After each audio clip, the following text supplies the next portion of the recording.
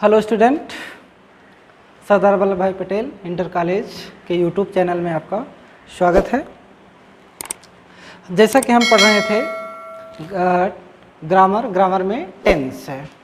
अब हम आगे आज अगला टेंस स्टार्ट करेंगे। आज कौन सा टेंस होगा? Present perfect tense. इसकी हिंदी आपको बताया जा चुका है, पूर्ण वर्तमान काल। क्या होता है? पूर्ण वर्तमान काल। अब इसमें आप देखेंगे कि कोई भी कार्य, अभी तक प्रेजेंट इंडेफिनिट था। प्रेजेंट इंडेफिनिट टेंस में आपको बताया गया कि उसमें कोई भी कार्य निश्चित नहीं होता। कार्य तो होता है लेकिन निश्चित नहीं होता है। फिर आपको दूसरा पढ़ाया गया प्रेजेंट कंटिन्यूअस टेंस।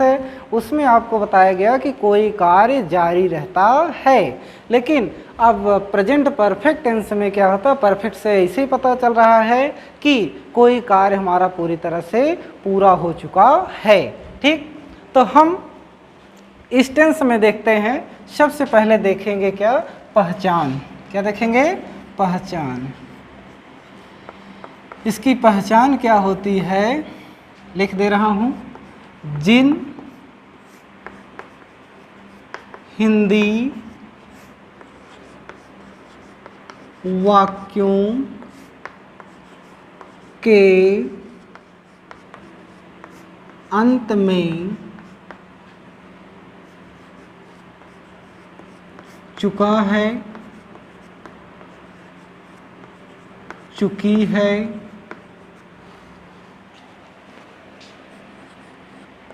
चुके हैं, या एक और आता है या है, ई है, ये हैं आदि शब्द आए वहाँ पर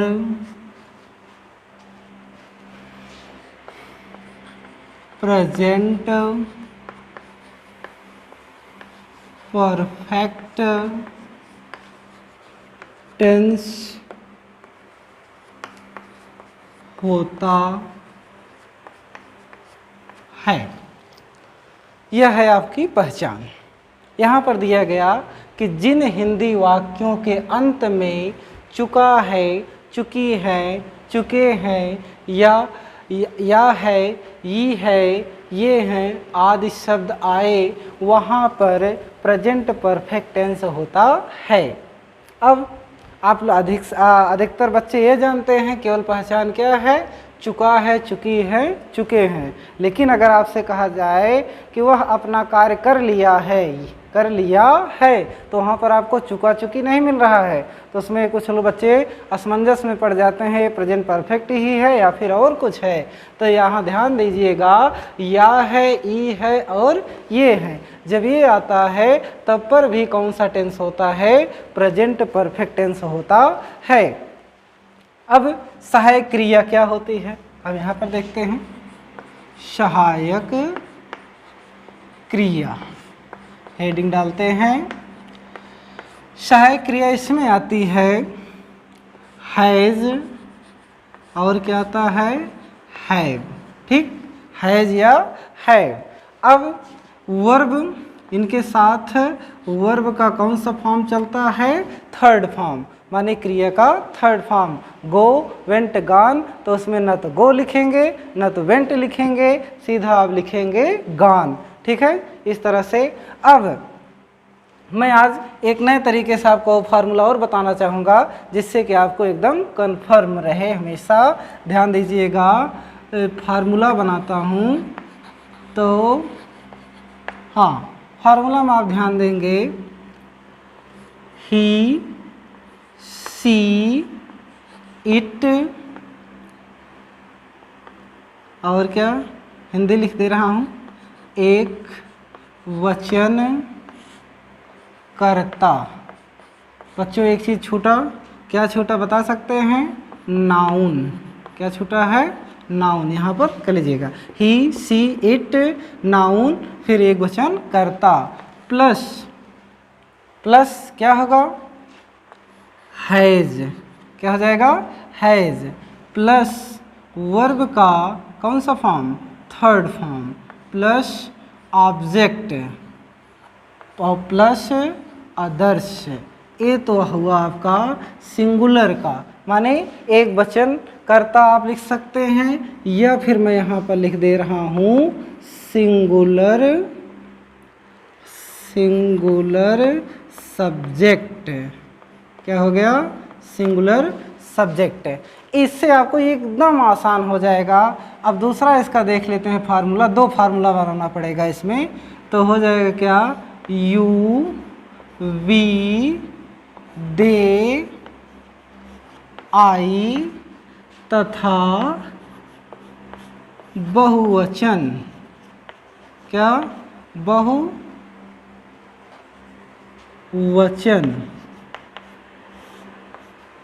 कर्ता, जिसको आप क्या कहते हैं? Plural subject.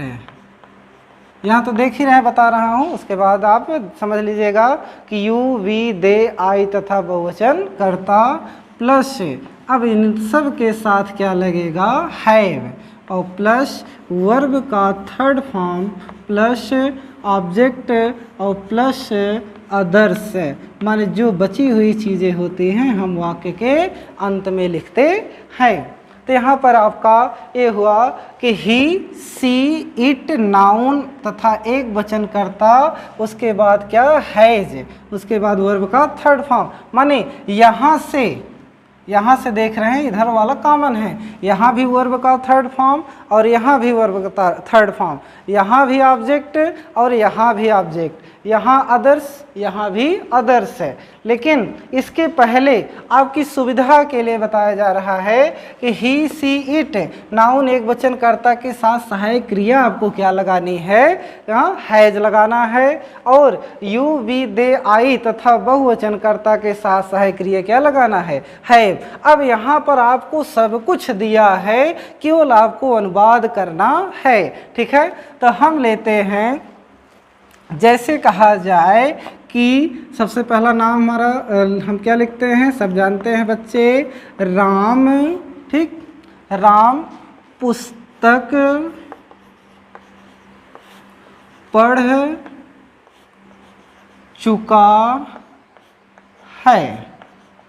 राम पुस्तक पढ़ चुका है। तो अब देखेंगे दोनों फार्मूला में से एक कौन से फार्मूले पर है। ठीक है, राम क्या है? नाउन। राम क्या है? नाउन। तो हम अब देखिए इसमें नाउन वाला मिलता है कि इसमें मिलता है? तो नाउन वाला फार्मूला कहाँ है? ये वाला है। तो सबसे पहले आपको क्या लिखना है? नाउन है। तो नाउन आपका यहाँ पर क्या? सब्जेक्ट लिखना है, सब्जेक्ट माने यही है। ठीक है, तो यहाँ पर हम लिख लेंगे क्या? ही। यहाँ पर हम क्या लिखेंगे? राम। क्या लिखेंगे? राम। अब माने ही सी इट नाउन एक वचन कर्ता, इतने में से केवल आपको एक लिखना है। तो एक हो गया, क्या आया यहाँ पर? राम। अब उसके तुरंत बाद आपको क्या मिल रहा है? हैज। ठीक है, तो आपको इसमें नहीं ढूंढना है कि हैज लगाए कि हैव, सीधा आप यहाँ पर आएंगे, देखेंगे क्या लिखा है? हैज। क्या लिखा है? हैज।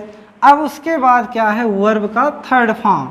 अब बताइए पहचान क्या थी? चुका है, चुकी है, चुके हैं। तो यहाँ पर क्या चुका है? पढ़ चुका है। तो पढ़ना का क्या होता है? रीड, लेकिन इसका थर्ड फॉर्म होता है, स्पेलिंग तो वही होती है लेकिन इसके पढ़ने का तरीका बदल जाता है। इसको पढ़ते हैं रेड।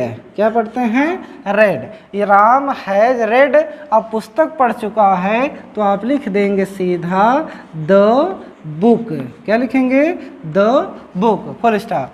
अब जैसे कहा जाए कि तुम बगीचे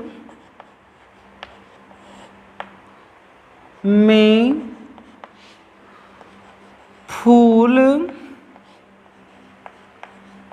तोड़ चुके हो। तो यहाँ पर आपको क्या करना है, सबसे पहले देखना हमारा सब्जेक्ट क्या है, पहले फार्मूला से है या फिर दूसरे फार्मूला से। तो तुम की अंग्रेजी क्या होती है, यू। क्या होता है, यू। अब इसमें पर देखिए कहीं पर यू लिखा है, नहीं लिखा है। इसमें लिखा है, बिल्कुल लिखा है। यहाँ पर क्या लिखा है, यू। तो हम यहाँ पर सबसे पहले क्या लिखेंगे, यू। हो गया। अब ऐसे चले आइए, जहाँ तक क्वेश्चन माने यहाँ तक तो सब्जेक्ट है। अब उसके आगे क्या लिखा है, हैव। तो आप सीधा लिखेंगे यू हैव। ठीक। अब उसके बाद आप क्या लिख लेंगे, वर्ब। वर्ब क्या है, चुके हो। तो क्या चुके हो, तोड़ चुके हो। तोड़ना का क्या अंग्रेजी क्या होती है, तोड़ना की प्लक है। प्लक मीन्स तोड़ना। लेकिन यहाँ पर आपको लिखना क्या है, थर्ड फॉर्म PLUCK, उसमें लगा दें क्या, ED, प्लग्ड। अब क्या तोड़ चुके हो, फूल। फूल का अंग्रेजी क्या होती है, फ्लावर। क्या हो चुके हैं, फ्लावर। अब कहाँ, बगीचे में। तो में की अंग्रेजी क्या होती है, इन। क्या होता है, in the garden. In the क्या हो गया, गार्डन। ये हुआ। अब हम कुछ और एग्जाम्पल बताते हैं। ठीक है, ये हो गया। इसको देख लीजिएगा, समझ लीजिएगा। एक बार वीडियो को पॉज करके माने रोक करके देख लीजिएगा। ठीक है। अब हम चलते हैं, जैसे कहा जाए बढ़ई। बढ़ई नहीं लेते हैं क्योंकि सब्जेक्ट है, समान नहीं। जैसे कहा जाए कि आज वर्षा हो चुकी है। क्या लिखा गया है, आज वर्षा हो चुकी है। पिछले वीडियो में मैं आपको बताया था कि जब वाक्य में, ठीक है, जब कोई वाक्य वर्षा होना जैसा आए तो वहाँ पर आपको सब्जेक्ट इट का प्रयोग करना होता है। वहाँ पर सब्जेक्ट क्या लगाते हैं, इट लगाते हैं। तो हम यहाँ पर सबसे पहले यहाँ पर आप ये मत देखिएगा कि यहाँ पर आज आया तो टुडे को हम सब्जेक्ट बना लेंगे, क्योंकि टुडे, स्टरडे, टुमारो इनको क्या माना जाता है, अदर्स माना जाता है। क्या माना जाता है, अदर्स माने अन्य माना जाता है। तो सबसे पहले वर्षा हो चुकी है, तो यहाँ पर हमको क्या मिलेगा, सब्जेक्ट इट। तो इट वाला फार्मूला कौन सा है, पहला है कि दूसरा, तो पहला है। यहाँ पर क्या लिखा गया है, इट। तो सबसे पहले आप लिखेंगे क्या, इट। क्या लिख देंगे, इट। अब उसके तुरंत बाद यहाँ सकर्ता तक तो आप रुके रहिए, फिर आगे देखिए क्या है, हैज़। क्या लगाया गया है, हैज़। It has. अब क्या हो चुकी है, वर्षा हो चुकी है। तो वर्षा होना की अंग्रेजी क्या होती है, रेन। और उसी में लगा देंगे थर्ड फॉर्म बन जाए, ईडी लगा देंगे तो यह बन जाएगा क्या, थर्ड फॉर्म। अब बचा है कब हो चुकी थी, तो माने आज। तो आज की अंग्रेजी हो जाएगी क्या, टुडे। ठीक है। अब अगला देख लेते हैं एग्जाम्पल और एक है। जैसे कहा जाए कि हम मैदान में हॉकी खेल चुके हैं। हम मैदान में हॉकी खेल चुके हैं। तो अब यहाँ पर सब्जेक्ट हमारा क्या हो रहा है, हम की अंग्रेजी क्या होती है, तुरंत आप इसको पता करिए, वी। अब वी देखिए पहले फार्मूला में है कि दूसरे वाले में, तो वी हमको खोजने के बाद मिल रहा है कि ये दूसरे फार्मूला में है। तो वी सबसे पहले क्या लिखेंगे, वी लिखेंगे। तुरंत आप जब वी सब्जेक्ट मिल गया तो उसके बाद क्या लिखना है, सहायक क्रिया। सहायक क्रिया क्या है, हैव। वी के साथ क्या लगेगा, हैव। ठीक है। अब क्या चुके हो, खेल चुके हो। खेलना की अंग्रेजी क्या होती है, प्ले। क्या होता है, प्ले। तो हम यहाँ पर कर देंगे प्लेड। अब क्या खेल चुके हो, हॉकी। तो हो जाएगा HOCKEY। कहाँ खेल चुके हो? In the field. क्या हो जाएगा? In the field, FIELD। ये हुआ बच्चों आपका अफर्मेटिव सेंटेंस। क्या हुआ? Affirmative sentence. अब हम आते हैं अगले सेंटेंस पर, जो है कि आपका निगेटिव। तो मैं यहाँ से पूरा मिटा रहा हूँ। आप लोग घर पर बैठ कर के बढ़िया से जैसे लिखा रहे हैं आप इसको नोट्स बना लीजिए, जिससे कि आपको आगे भी निश्चित रूप से बेनिफिट मिलेगा। ये मत सोचिएगा कि बस वीडियो देख करके छोड़ दिया जाए। ठीक बच्चों, तो अब हम देखते हैं अगला हमारा टॉपिक है, क्या कहते हैं? निगेटिव। क्या है? Negative sentence. सेंटेंसेज कर दीजिए, ठीक है। जब सेंटेंसेज होता है तो यहाँ पर CES होता है, जब सेंटेंस लिखा जाता है तो वहाँ पर केवल SE होता है। ये आप ध्यान देंगे। अब हम चलते हैं निगेटिव सेंटेंस है। निगेटिव का मतलब कि जिस वाक्य में नहीं का प्रयोग किया जाता है, माने जिसमें आपको नॉट मिले, उसको हम क्या कह लेते हैं? निगेटिव सेंटेंस कहते हैं। अब सबसे पहले सबसे आसान तरीका आपके लिए, हम समझते हैं कि इससे और आसान कोई तरीका नहीं है। अगर फार्मूला को सेट कर लेते हैं, फार्मूले पर चलते हैं, तो कोई भी अनुवाद आपके लिए कठिन नहीं हो सकता है। तो आइए बच्चों हम देखते हैं, इसका फार्मूला बनाते हैं। फिर से कुछ करना नहीं था, इसमें करना क्या था? केवल नॉट लगाना था। तो लेकिन फिर से लिख दे रहे हैं और स्पष्ट रूप से हो सकता है। He, she, it, noun plus तथा एक वचन कर्ता, जिसको अभी बताए थे singular subject plus has not plus verb का third form plus subject plus others और फुल स्टॉप। और दूसरा क्या हो सकता हो जाएगा? यू, वी, दे, आई तथा बहुवचन कर्ता। इसको बहुवचन कर्ता को आप क्या कहते हैं? Plural subject. मालूम ही है आपको। यहाँ पर हो plus have not plus verb का third form plus subject plus others, और यहाँ पर हो जाएगा फुल स्टॉप है। अब हम ज़्यादा देर ना करेंगे, सीधा आपको एग्जाम्पल पर लाते हैं। जैसे कहा जाए कि वे